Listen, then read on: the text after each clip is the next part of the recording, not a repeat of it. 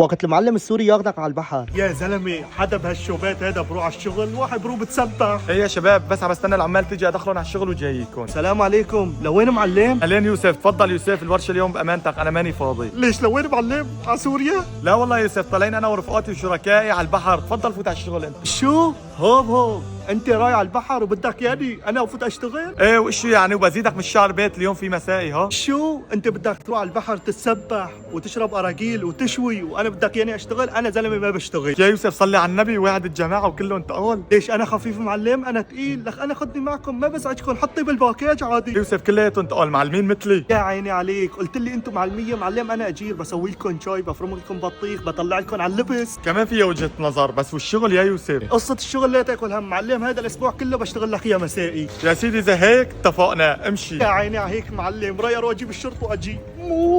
تعال خلص بشتري لك شرط، امشي يا مومو.